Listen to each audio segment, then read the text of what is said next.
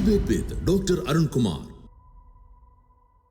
കേട്ടുകേൾവിയില്ലാത്ത പലതും കേരളം കേൾക്കുന്നു, കാണുന്നു. സംഘപരിവാർ നിയന്ത്രണത്തിലുള്ള സ്കൂളുകളിൽ അധ്യാപകരുടെ കാൽ കഴുകി പൂജ. കാസർഗോട്ട് ബന്തെടുക്ക സരസ്വതി വിദ്യാലയത്തിലും കണ്ണൂർ ശ്രീകണ്ഠപുരം വിവേകാനന്ദ വിദ്യാപീഠത്തിലും നൂറനാട് വിവേകാനന്ദ വിദ്യാപീഠത്തിലും ചങ്ങനാശ്ശേരിയിലടക്കം അമൃത വിദ്യാലയത്തിലുമാണ് വിദ്യാർത്ഥികളെ കൊണ്ട് അധ്യാപകരുടെ കാൽ കഴുകി പൂജ. നൂറനാട്ടിലെ നീട്ടിയ കാലുകളിൽ 2 എണ്ണം അധ്യാപകന്റേതായിരുന്നില്ല, BJP ജില്ലാ സെക്രട്ടറി അഡ്വക്കേറ്റ് അനൂപിന്റേതായിരുന്നു. അന്തസ്സും ആത്മാഭിമാനവുമുള്ള യുവതലമുറയെ വാർത്തെടുക്കേണ്ട കലാലയങ്ങളിൽ അധ്യാപകരുടെ കാല് കഴുകാൻ കൽപ്പിക്കുന്നതിന്റെ ധാർമ്മിക യുക്തിയെന്ത്? സാമൂഹിക നീതിമാനമെന്ത്? ഗുരുപൂർണിമയുടെ പേരിൽ കുഞ്ഞു കൈകളിൽ വിരമിച്ചവരുടേതടക്കം അധ്യാപകരുടെ കാലുകൾ കഴുകാനുള്ള വെള്ളം കോരിക്കൊടുക്കുന്നവരുടെ ഉള്ളിലിരിപ്പ് എന്താണ്? ഈ തലമുറയെ പാദസേവകരാക്കാനോ നീക്കം?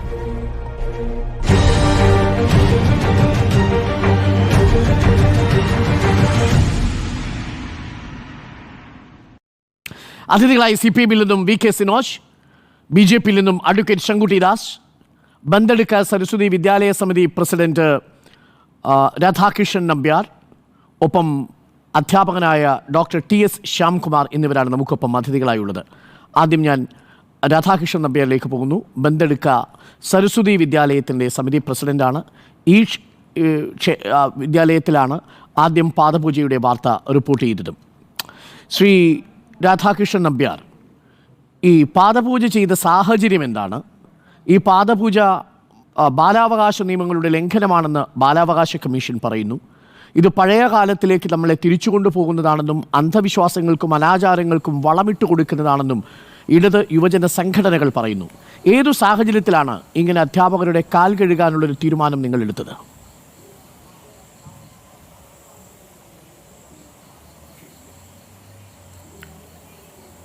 ശ്രീ രാധാകൃഷ്ണൻ നമ്പ്യാർ.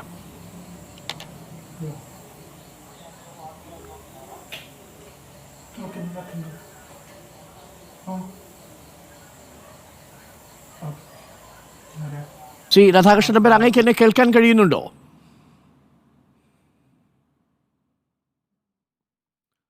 ഞാൻ രാധാകൃഷ്ണൻ നമ്പ്യാരിലേക്ക് വരാം. VK സനോജിലേക്ക് പോയാൽ, VK സനോജ്, ഇതൊരു ഗുരുപൂർണിമയുടെ ഒരു ആഘോഷമായിരുന്നു എന്നാണ് ഞാൻ മനസ്സിലാക്കുന്നത്. ഗുരുപൂർണിമ ആഷാഢമാസത്തിലെ ശുക്ലപക്ഷത്തിലെ പൗർണമി ദിനത്തിൽ ആചാര്യസ്മരണയും ആചാര്യപൂജയും ചെയ്യുന്നത് പതിവാണ്. അത് ഹിന്ദു വിഭാഗങ്ങൾക്കിടയിൽ വ്യാസനെ ഓർമ്മിച്ചുകൊണ്ടും ബുദ്ധമത വിഭാഗങ്ങൾക്കിടയിൽ ശ്രീബുദ്ധൻ സാരനാഥിൽ നടത്തിയ ഉപദേശത്തെ സ്മരിച്ചുകൊണ്ടുമാണ് ആചാര്യസ്മരണ ചെയ്യുന്നത് എന്നാണ് ഞാൻ വിശ്വസിക്കുന്നത്. ഇതിൽ താല്പര്യമുള്ള വിദ്യാർത്ഥികൾ അവരുടെ അധ്യാപകരുടെ കാൽ കഴുകി പൂജിക്കുന്നത് കൊണ്ട് എന്ത് ധാർമ്മികമായ ച്യുതിയാണ് ഉണ്ടാവുന്നത്? VK സനോജ്.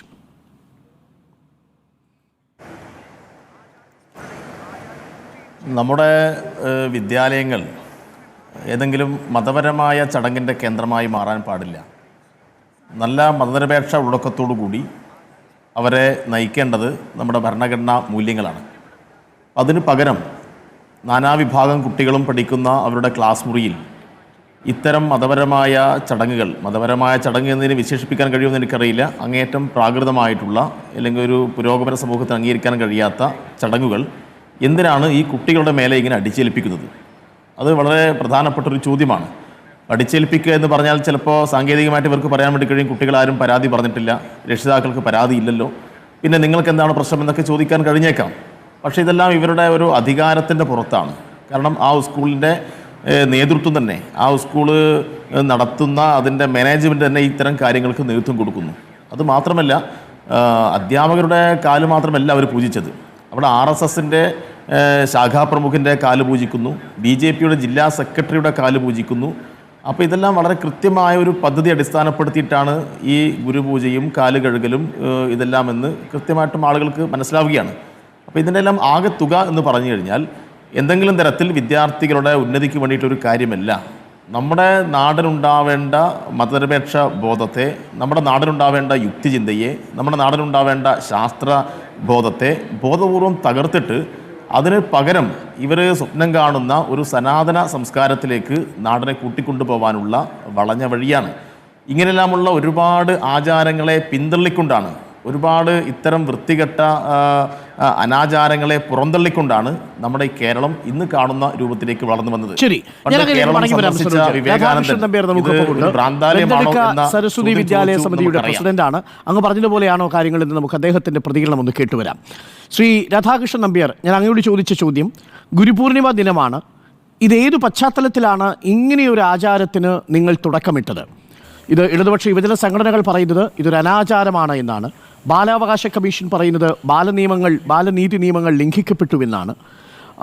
ഇതൊരു മതപരമായ ചടങ്ങാണെങ്കിൽ അത്തരമൊരു ചടങ്ങ് ചെയ്യാൻ വിദ്യാർത്ഥികളെ നിങ്ങൾ നിർബന്ധിച്ചിട്ടുണ്ടോ? ഇതെന്താണ് സംഭവിച്ചത് രാധാകൃഷ്ണൻ നമ്പ്യാർ?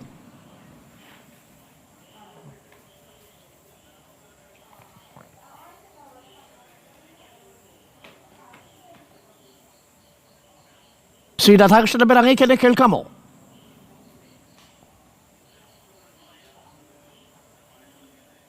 എന്തോ ഒരു സാങ്കേതിക തടസ്സമുണ്ട്. ഞാൻ അങ്ങയിലേക്ക് വളരെ വേഗം വരാം. ശങ്കുട്ടി ദാസ് നമുക്കൊപ്പമുണ്ട്, BJP പ്രതിനിധി. BJPയുടെ ആലപ്പുഴയിലെ സെക്രട്ടറി അഡ്വക്കേറ്റ് അനൂപിൻ്റെ അടക്കം കാലു പിടിച്ചിരിക്കുന്നു അത്രയും വിദ്യാർത്ഥികൾ. താങ്കൾ ഇതിനെ ന്യായീകരിക്കുന്നുണ്ടോ ശങ്കുട്ടി ദാസ്? നമുക്ക് അതുമായി ബന്ധപ്പെട്ട് കൃത്യമായ വിവരം എനിക്കില്ല. അങ്ങനെ ഏത് സാഹചര്യത്തിലാണ് ഇങ്ങനെ ഒരു പാദപൂജയുടെ ഭാഗമായിട്ട് BJP ജില്ലാ സെക്രട്ടറിയുടെ കാല് കഴുകിയത് എന്ന് എനിക്കറിയില്ല. അങ്ങനെ ഉണ്ടാവാൻ പാടില്ലാത്തതാണ്. സാധാരണഗതിയിൽ ഗുരുപൂജ എന്ന് പറഞ്ഞു കഴിഞ്ഞാൽ അധ്യാപകരെ പൂജിക്കുക എന്നുള്ളതാണ്. എന്നാൽ ഇത് കേട്ടുകേൾവില്ലാത്തൊരു സംഭവമാണ്, കേരളത്തിൽ ഇന്ന് വരെ പതിവില്ലാത്തൊരു സംഭവമാണെന്ന് പറഞ്ഞു കഴിഞ്ഞാൽ അത് ശരിയാണെന്ന് എനിക്ക് അഭിപ്രായമില്ല. ഞാനൊരു വിദ്യാനികേതൻ സ്കൂളിൻ്റെ പ്രസിഡൻ്റായി കഴിഞ്ഞ 7 വർഷമായി പ്രവർത്തിക്കുന്നുണ്ട്. 2018 മുതൽ 2025 വരെ പൊന്നാനിയിലുള്ള ചെറുവായ്ക്കരയിലെ ദയാനന്ദ വിദ്യാമന്ദിർ എന്ന് പറയുന്ന വിദ്യാനികേതൻ സ്കൂളിൻ്റെ വിദ്യാലയ സമിതി അധ്യക്ഷനായി പ്രവർത്തിക്കുന്ന ആളാണ് ഞാൻ. എല്ലാ വിദ്യാനികേതൻ സ്കൂളുകളിലും, കേരളത്തിൽ 400ഓളം വിദ്യാനികേതൻ സ്കൂളുകളുണ്ട്. രാജ്യവ്യാപകമായിട്ട് 16,000 വിദ്യാനികേതൻ്റെ വിദ്യാഭാരതിയുടെ സ്കൂളുകളുണ്ട്. ഈ സ്കൂളുകളിലെല്ലാം ഒരുപോലെ അനുവർത്തിച്ച് വരുന്നൊരു ആചരണമാണ് ഗുരുപൂർണിമയുടെ ഭാഗമായിട്ടുള്ള ഗുരുപൂജ എന്ന് പറയുന്ന സംവിധാനം. ഈ ഗുരുപൂർണിമ എന്ന് പറയുന്നത് നമ്മുടെ സംസ്കാരത്തിൻ്റെ ഭാഗമായിട്ടുള്ളൊരു ആചരണമാണ്. ആഷാഢമാസത്തിലെ പൗർണമി ദിവസം വേദവ്യാസൻ്റെ ജന്മദിനമായിട്ടാണല്ലോ കണക്കാക്കുന്നത്. അന്ന് വ്യാസൻ എല്ലാവർക്കും ഗുരുവാണ്. വേദത്തെ 4ആയി പകുത്ത മഹാഭാരതത്തിൻ്റെ കർത്താവായിട്ടുള്ള വ്യാസൻ, ആ വ്യാസനെ ഗുരു പരമ്പരയുടെ ഒരു പ്രതിനിധിയായി കണക്കാക്കിക്കൊണ്ട് അന്നത്തെ ദിവസം ഗുരുവിനെ പൂജിക്കുക എന്ന് പറയുന്ന ഒരു സമ്പ്രദായം രാജ്യത്തുടനീളം ആചരിച്ചു വരുന്നതാണ്. അതിൻ്റെ ഭാഗമായി ഗുരുപൂജയുടെ ഭാഗമായി കാല് കഴുകിക്കുക എന്ന് പറഞ്ഞു കഴിഞ്ഞാൽ വിദ്യാർത്ഥികൾ വെള്ളം കൊണ്ടും സോപ്പും ചകിരിയൊക്കെ എടുത്ത് അധ്യാപകരുടെ കാലൊരച്ച് കഴുകിയിട്ട് ആ വെള്ളം തീർത്ഥമായി സേവിക്കുകയൊന്നുമല്ല. വെള്ളം തളിച്ച് ഒപ്പി അതിലേക്ക് പുഷ്പങ്ങൾ അർപ്പിച്ച് മന്ത്രങ്ങൾ ജപിക്കുന്ന ഗുരുപൂജ എന്ന് പറയുന്ന സങ്കല്പം വിദ്യാനികേതൻ്റെ എല്ലാ സ്കൂളുകളും വിദ്യാനികേതൻ്റെ അല്ലാത്ത സ്കൂളുകളിലും നടക്കുന്നതാണെന്ന് എനിക്കറിയാം. ഒരു 7 വർഷമായിട്ടെങ്കിലും അത്തരം ആചരണങ്ങൾ നേരിട്ട് സാക്ഷ്യം വഹിക്കുന്ന ആളാണ് ഞാൻ. 40 കൊല്ലമായി വിദ്യാനികേതൻ്റെ സ്കൂളുകൾ കേരളത്തിൽ പ്രവർത്തിക്കുന്നുണ്ട്. 1984 കല്ലേക്കാട് ആദ്യത്തെ വ്യാസവിദ്യാനികേതൻ ഫുൾ ഫ്ലെഡ്ജഡായിട്ട് പ്രവർത്തനം ആരംഭിക്കുന്നത്. അന്ന് മുതൽ കേരളത്തിലും പതിവുള്ള കാര്യമാണിത്. ഇപ്പം എന്താ സംഭവിച്ചത്? സ്കൂളുകളുടെ സമയമാറ്റവുമായി ബന്ധപ്പെട്ട് സമസ്തയുമായി ഉണ്ടായിട്ടുള്ള അഭിപ്രായ വ്യത്യാസം. ആദ്യം വലിയ നിലയിൽ സമസ്തയെ വെല്ലുവിളിക്കുകയും നിങ്ങളുടെ ഒന്നും അഭിപ്രായം ഇല്ലാണ്ട് നിങ്ങളോടൊന്നും ഒരു ചർച്ചയില്ലാതെ ഞങ്ങൾ സമയമാറ്റം നടത്തുകയും ചെയ്യുമെന്ന് പറഞ്ഞു. അതിനെതിരെ സമസ്ത പ്രക്ഷോഭ നടപടികളുമായി പോകുമെന്ന് വെല്ലുവിളിച്ച സാഹചര്യത്തിൽ അവരെ അനുനയിപ്പിക്കാൻ വേണ്ടി വിദ്യാഭ്യാസ മന്ത്രി ഗീർ മാറ്റിയിരിക്കുകയാണ്. ഇന്നിപ്പോൾ അവരുമായിട്ട് ചർച്ചയ്ക്ക് തയ്യാറാണെന്ന് പറയുന്നു. അതേ സമയത്ത് ഞങ്ങൾ നിങ്ങൾക്കെതിരെ മാത്രമല്ല എല്ലാ വിദ്യാലയങ്ങൾക്കെതിരെയും എല്ലാ മതത്തിൻ്റെ ആചരണങ്ങൾക്കെതിരെയും ശക്തമായിട്ടുള്ള നടപടികൾ സ്വീകരിക്കുന്നുണ്ട് എന്ന് കാണിക്കാൻ വേണ്ടി കേവലം ഒരു നാടകമായി മാത്രമാണ് ഇവിടെ പതിവായി നടന്നു വരുന്ന ഗുരുപൂജ എന്ന് പറയുന്ന ഒരു സമ്പ്രദായത്തെ എന്തോ പ്രാകൃതമായ അപരിഷ്കൃതമായിട്ടുള്ള സംഭവമാണ് എന്ന വ്യാജേന കൊട്ടിഘോഷിച്ച് കൊണ്ടുവരുന്നത്.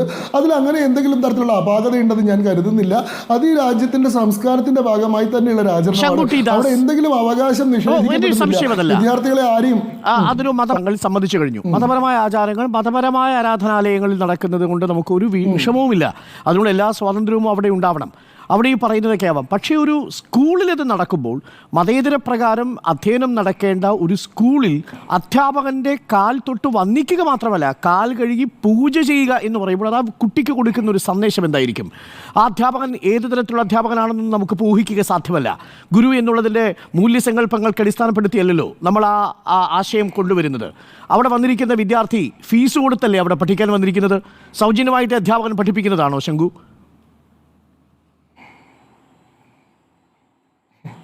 സൗജന്യമായും പഠിപ്പിക്കുന്നുണ്ട്. വിദ്യാനികേതൻ സ്കൂളുകൾ എന്ന് പറയുന്നത് പ്രോഫിറ്റ് മേക്കിംഗ് സ്കൂളുകളല്ല. അതൊരു ആശയത്തിൻ്റെ അടിസ്ഥാനത്തിൽ, ഒരു ആദർശത്തിൻ്റെ അടിസ്ഥാനത്തിൽ പ്രവർത്തിക്കുന്ന സരസ്വതി ക്ഷേത്രങ്ങളാണ്. ഇവിടെ സൗജന്യമായി പഠിക്കുന്ന കുട്ടികളുണ്ട്, ഫീസ് റിബേറ്റിൽ പഠിക്കുന്ന കുട്ടികളുണ്ട്, വളരെ നോമിനലായിട്ടുള്ള ഫീസ് മാത്രം ഏർപ്പെടുത്തുന്ന സ്ഥാപനങ്ങളാണ്. അങ്ങനെ പഠിക്കുന്നവരുണ്ട്. ശരി, അങ്ങയുടെ ചോദ്യത്തിലേക്ക് വരാം. നോക്കൂ, ഈ പറയുന്ന അധ്യാപകൻ എന്ത് യോഗ്യതയുള്ള ആളാണെന്നുള്ളത് അവിടെ പ്രസക്തമല്ല. കാരണം ആ വ്യക്തിയല്ല അവിടെ പൂജിക്കപ്പെടുന്നത്. ആ വ്യക്തി അവിടെ റെപ്രസെന്റ് ചെയ്യുന്നത് ഗുരു എന്ന് പറയുന്ന സങ്കല്പം.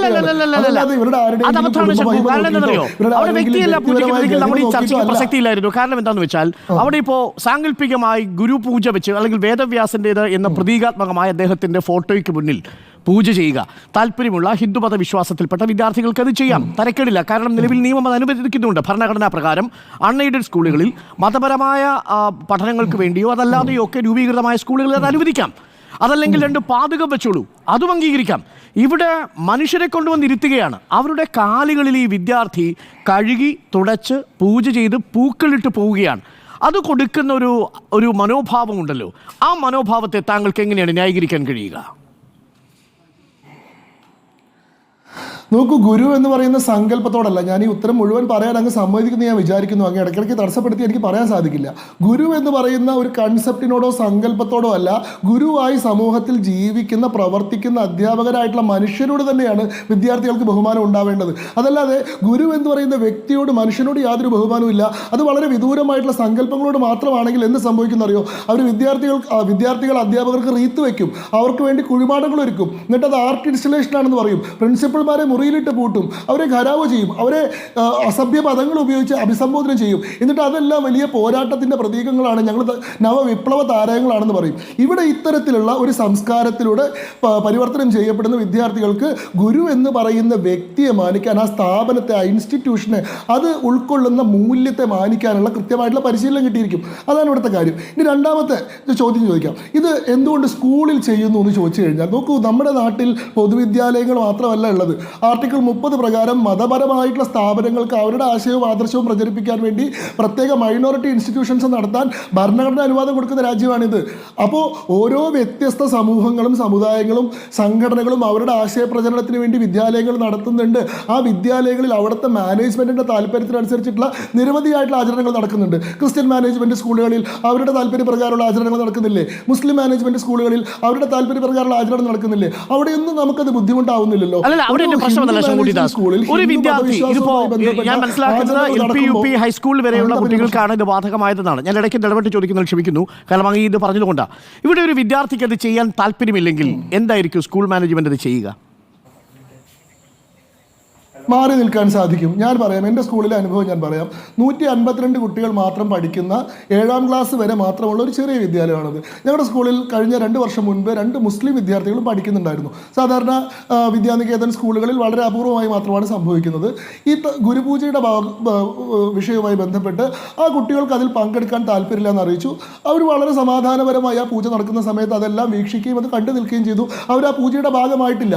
അവർക്കോ അവരുടെ പാരൻസിനോ ആർക്കെങ്കിലും ആ കാര്യത്തിൽ എതിർപ്പുണ്ടെങ്കിൽ, ഞാൻ ചോദിച്ചത് മറ്റൊരു മതവിഭാഗത്തിൽപ്പെട്ടാണല്ലോ, അത് സ്വാഭാവികമായും അവർക്കുള്ള അവകാശമാണ്, അത് നിഷേധിക്കാൻ നിങ്ങൾക്ക് കഴിയില്ല. അതല്ലാതെ തന്നെ ഹിന്ദു വിഭാഗത്തിൽപ്പെട്ട ഒരു കുട്ടിക്ക് വിയോജിപ്പുണ്ടെന്ന് പറഞ്ഞാൽ ആ കുട്ടിയോട് എന്തായിരിക്കും നമ്മുടെ ആറ്റിറ്റ്യൂഡ്? സ്വാഭാവികമായും അത് നമുക്ക് ഐഡിയലൈസ് ചെയ്യാനൊന്നും കഴിയില്ല. അത് വളരെ കൃത്യമായി തന്നെ പറയാം. അത് മാനേജ്മെന്റും സ്കൂളും അവരെ നിർബന്ധിക്കുമെന്നുള്ളത് ഉറപ്പാണ്, ആ കുട്ടികളെ ഒറ്റപ്പെടുത്തുമെന്നുള്ളത് ഉറപ്പാണ്. ഇതൊക്കെ നമ്മുടെ മുന്നിലുള്ള വസ്തുതകളാണ്. ഞാൻ അങ്ങയിലേക്ക് തിരികെ വരാം ശങ്കു. ഇതിന്റെ പ്രശ്നം എന്താണെന്ന് വെച്ചാൽ, ഒരു കുട്ടിയുടെ അന്തസ്സോടുകൂടിയുള്ള പഠനം ഈ രാജ്യത്ത് അവകാശമായി മാറിയിരിക്കുന്ന ഒരു കാലത്താണ് അധ്യാപകന്റെ കാൽപ്പിടിക്ക്. എല്ലാ അധ്യാപകരും നല്ല അധ്യാപകരാണെന്നുള്ള അഭിപ്രായം താങ്കൾക്ക് ഇല്ലല്ലോ, അങ്ങനെയുണ്ടോ? ഇല്ല, തീർച്ചയായിട്ടും ഇല്ല. മോശം അധ്യാപകരുണ്ട്. അപ്പൊ മോശം അധ്യാപകന്റെ കാലം ഈ വിദ്യാർത്ഥി പഠിക്കുന്നത് കൊണ്ട് എന്ത് സന്ദേശമാണ് കൊടുക്കുക? നോക്കൂ, മോശം അധ്യാപകന്റെ കാലല്ലല്ലോ അവിടെ പിടിക്കുന്നത്. ഞാൻ പറഞ്ഞു, സങ്കല്പത്തെയാണ് അവർ മാനിക്കുന്നത്. അതെ, ആ സങ്കല്പത്തെയാണെങ്കിൽ എനിക്ക് വിയോജിപ്പില്ല. അവിടെ വ്യക്തികളെയാണ് പൂജിച്ചത്.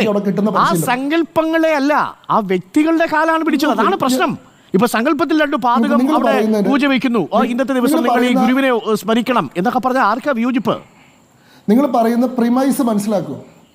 നിങ്ങൾ ഈ വാദത്തിൻ്റെ പ്രിമൈസ് മനസ്സിലാക്കുക. ഒന്നാമത്തെ കാര്യം, ഈ വിദ്യാർത്ഥിക്ക് അഭിമാനത്തോടെയും അന്തസ്സോടെയും കൂടി വിദ്യ സ്വീകരിക്കാനുള്ള അവകാശമുണ്ട്. പക്ഷേ വിദ്യാർത്ഥിയുടെ അഭിമാനം എന്ന് പറയുന്നത്, നോക്കൂ, ഈ തരത്തിലുള്ള ഭാരതീയമായിട്ടുള്ള പൈതൃകങ്ങളെയും സംസ്കാരത്തെയും സംസ്കൃതിയെയും മുഴുവൻ നിഷേധിക്കുന്നതാണ്, ഇത്തരത്തിൽ ഇവിടെ നിൽക്കുന്ന പ്രാക്ടീസിനെ മുഴുവൻ തള്ളിക്കളയുന്നതാണ് ഒരാളുടെ അന്തസ്സിൻ്റെ അടയാളമെന്ന് നമ്മൾ വിചാരിക്കുന്നതിൽ അർത്ഥമില്ല.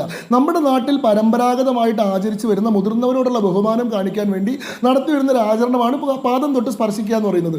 അത് അവർ നമുക്ക് തരുന്ന വാത്സല്യത്തിനും കരുതലിനും പകരമായി നമ്മൾ അവർക്ക് കൊടുക്കുന്ന സ്നേഹത്തിൻ്റെയും അല്ലെങ്കിൽ ഒരു ആദരവിൻ്റെയും ഒക്കെ പ്രതീകാത്മകമായിട്ടുള്ള ഒരു അംഗവിക്ഷേപമാണ്. അങ്ങനെ ചെയ്യുന്നതുകൊണ്ട് അവിടെ വിദ്യാർത്ഥി അങ്ങനെയാണ് ശങ്കുട്ടി ദാസനെ കാണുന്നത്. എന്നാൽ അടിമത്ത മനോഭാവം എന്ന നിലയിലാണ് ഇടതു യുവജന സംഘടനകളും ഒരു വിഭാഗം അക്കാദമിക് കമ്മ്യൂണിറ്റിയും അതിനെ കാണുന്നത്. ഞാൻ അങ്ങനെയൊക്കെ തിരിച്ചു വരാം. അങ്ങ് പറഞ്ഞ പോയിന്റ് വളരെ ക്ലിയർ ആണ്. Doctor TS. ശ്യാംകുമാർ കൂടി നമുക്കൊപ്പം ചേരും. അതിനു മുമ്പ് ഞാൻ ഒന്ന് രാധാകൃഷ്ണൻ നമ്പ്യാരിലേക്ക് കൂടി പോകുന്നു. രാധാകൃഷ്ണൻ നമ്പ്യാർ, അങ്ങേക്ക് എന്നെ കേൾക്കാമോ? കേൾക്കാം.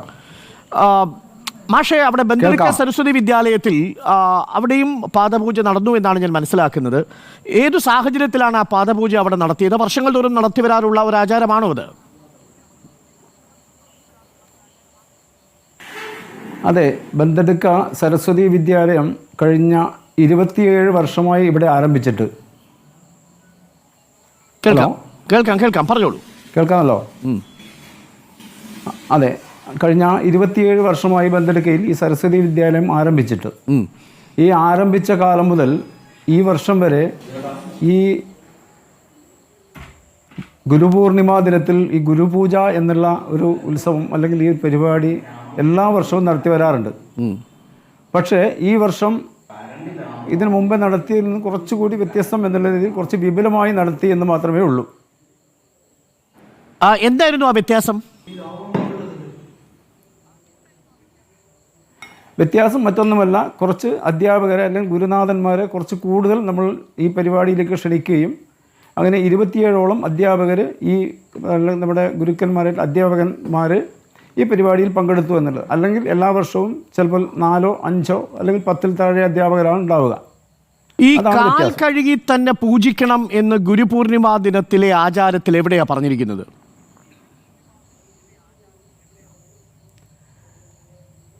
അതൊരിക്കലും പറഞ്ഞതോ പറയാത്തതോ അല്ല. നമ്മുടെ ബന്ദരിക്ക സ്കൂളിനെ സംബന്ധിച്ച് ഈ വിദ്യാലയത്തിൽ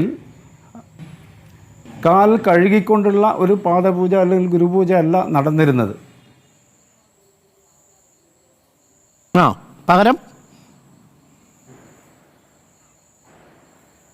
പകരം കുട്ടികൾ ഗുരുനാഥന്മാരെ മുമ്പിൽ ഇരുന്നു കൊണ്ട് അവരുടെ ഗുരുനാഥന്മാരുടെ കാൽക്കലിലേക്ക് പുഷ്പങ്ങൾ അർപ്പിച്ചുകൊണ്ട് അവരുടെ അനുഗ്രഹം വാങ്ങുക, അല്ലെങ്കിൽ അവരെ നിന്നും ഉള്ള അല്ലെങ്കിൽ അവരെ ആ രീതിയിൽ സ്മരിക്കുക എന്നുള്ളതായിരുന്നു ഗുരുവന്ദനം എന്നുള്ള രീതിയിലായിരുന്നു ആ പരിപാടി നടന്നിട്ടുള്ളത്. ഇങ്ങനെ ചെയ്തതുകൊണ്ട് ഈ വിദ്യാർത്ഥിയുടെ അന്തസ്സിനും ആത്മാഭിമാനത്തിനും ക്ഷതമേൽക്കുന്നു എന്നാണ് ഒരു വിഭാഗത്തിൻ്റെ പരാതി. താങ്കൾ എങ്ങനെ പ്രതികരിക്കുന്നു? അതെ, അത് ഞാൻ പറയാം. ഈ കഴിഞ്ഞ 27 വർഷക്കാലം ഈ വിദ്യാലയത്തിൽ ഇത് നടന്നിരുന്നുവെങ്കിൽ ആ 27 വർഷം മുമ്പേ പഠിച്ച ഒരു വിദ്യാർത്ഥി ഇന്നിപ്പോൾ ഏകദേശം 33 വയസ്സുള്ള ഒരു ആൺകുട്ടിയോ പെൺകുട്ടിയോ അല്ലെങ്കിൽ യുവാവോ യുവതിയോ ആയിരിക്കാം. ഇന്ന് വരെ അവരുടെ ജീവിതത്തിൽ അവർക്ക് ഉയർച്ചയല്ലാതെ ഇന്ന് വരെ ഒരു താഴ്ചയോ പരാജയങ്ങളോ അപജയങ്ങളോ ആ കുട്ടികളെ സംബന്ധിച്ചിടത്തോളം ഉണ്ടായിട്ടില്ല. എൻ്റെ ഒരു സംശയം, ഈ കാല് കഴുകിയ അധ്യാപകൻ ഒരു തെറ്റ് ചെയ്താൽ ഈ കാൽ പൂജിച്ച വിദ്യാർത്ഥിക്ക് നാളെ എഴുന്നേറ്റ് നിന്ന് ആത്മാഭിമാനത്തോടെ ചോദ്യം ചെയ്യാൻ കഴിയുമോ?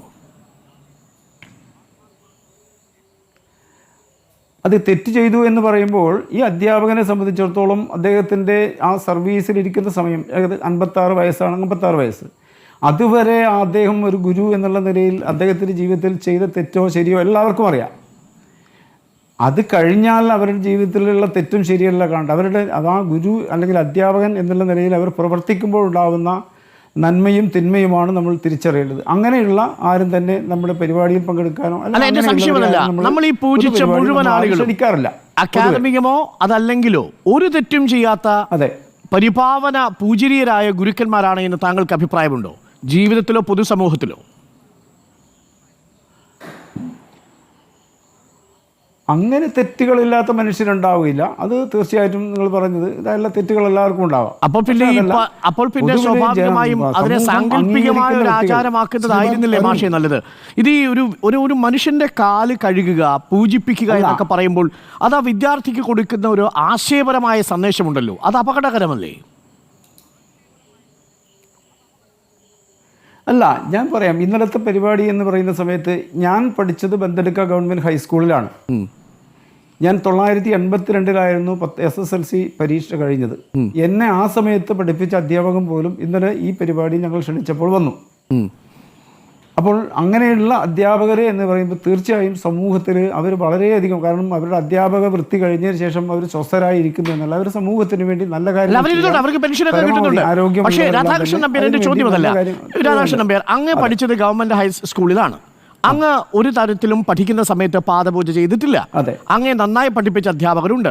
അങ്ങ് നന്നായി പഠിച്ച് മിടുക്കനായി ഇപ്പോൾ ഈ സ്കൂളിന്റെ തന്നെ സരസ്വതി വിദ്യാലയ സമിതിയുടെ പ്രസിഡന്റായി, ഒരു പാദപൂജയും ചെയ്യാതെ. അത് തന്നെയല്ലേ തെളിവ്? അതെ. അല്ല, എൻ്റെ 2 മക്കളുണ്ട്. എൻ്റെ 2 മക്കൾ ഇതേ സരസ്വതി വിദ്യാലയത്തിലായിരുന്നു പഠിച്ചത്. 10ാം ക്ലാസ് അന്ന് ഈ വിദ്യാലയം ഹൈസ്കൂൾ വരെ ഉണ്ടായിരുന്നു. 10ാം ക്ലാസ് വരെ എൻ്റെ മകൾ പഠിച്ചു. അതേപോലെ ഹൈസ്കൂൾ 10ാം ക്ലാസ് വരെ എൻ്റെ മകനും പഠിച്ചു. അവരിന്ന് നല്ല നിലയിൽ, അങ്ങനെയല്ല അവർ തെറ്റോ ശരിയല്ല, പരമാവധി കുട്ടികളുടെ അവരുടെ പ്രായത്തിനനുസരിച്ച് സമൂഹത്തിനിടയിൽ നല്ല രീതിയിൽ നല്ല ഒരു മാതൃകാപരമായിട്ടുള്ള ജീവിതം അവരുടെ മുമ്പിൽ എന്റെ സംശയം, അങ്ങയുടെ മകനാണ് അവർ മാത്രം മാതൃകാപരമായ വിദ്യാർത്ഥി? പാദപൂജ ചെയ്യാതെ വളർന്ന് സ്കൂളിന്റെ മാനേജ്മെന്റ് സമിതിയുടെ തലപ്പത്ത് വരെത്തിയ അങ്ങാണോ അങ്ങയുടെ മകനാണോ? അല്ല, ഞാൻ പഠിക്കുന്ന കാലത്ത് ഗുരു എന്ന് പറയുന്ന ഗുരുവിനെ വലിയ രീതിയിലായിരുന്നു അന്ന് സങ്കല്പം ഉണ്ടായിരുന്നു. ഗുരുവിനെ എല്ലാവരും ബഹുമാനിച്ചുകൊണ്ടിരുന്നത്. ആ കാര്യങ്ങൾ ഇന്ന് ഈ കാലഘട്ടത്തിനനുസരിച്ച് ഗുരുത്വം എന്നുള്ളത് തീർച്ചയായിട്ടും എല്ലാവരും മാഞ്ഞു പോകുന്ന ഒരു സാഹചര്യമാണ് ഇന്നത്തെ ഈ പുതിയ ജീവിതത്തിൽ നമ്മൾ കാണുന്നത്. അതുകൊണ്ട് തന്നെയാണ് തീർച്ചയായും ഭാരതീയ വിദ്യാനികേതൻ്റെ കീഴിലുള്ള വിദ്യാലയങ്ങളിൽ ഇങ്ങനെയുള്ള ഈ പഞ്ചാംഗ ശിക്ഷണം എന്നുള്ള രീതിയിൽ കുട്ടികൾക്ക് ഇങ്ങനെയുള്ള എല്ലാ കാര്യങ്ങളിലും പരിശീലനം കൊടുക്കാനുള്ള കാരണം അതുകൊണ്ട് തന്നെയാണ്. അതുകൊണ്ട് സമൂഹത്തെ മൊത്തം ഇതുകൊണ്ട് മാറ്റിയെടുക്കാം എന്നുള്ള ധാരണയൊന്നും ഇല്ല. പക്ഷെ കുറച്ച് കുട്ടികളെങ്കിലും, ഇപ്പം 150ഓളം കുട്ടികൾ ഈ ബന്തെടുക്ക സരസ്വതി വിദ്യാലയത്തിലുണ്ട്. ആ കുട്ടികളെയെങ്കിലും അവരുടെ രീതിയിൽ അവരുടെ ജീവിതത്തിൽ നല്ല രീതിയിൽ ഉയർത്തിക്കൊണ്ടുപോകാൻ പറ്റിയാൽ അത് വലിയൊരു കാര്യമായിരിക്കും എന്നുള്ളതാണ് വിദ്യാലയത്തെ സംബന്ധിച്ചിടത്തോളം. എൻ്റെ ഒരു ലളിതമായ ചോദ്യമാണ്. അങ്ങ് ഒരു വിദ്യാലയത്തിലെ പ്രസിഡന്റ് കൂടിയാണല്ലോ. ഏകലവ്യന്റെ വിരൽ ആവശ്യപ്പെട്ട ഗുരുവിനെ പൂജിക്കണോ അതോ ഗുരുവിനെ വിമർശിക്കണോ?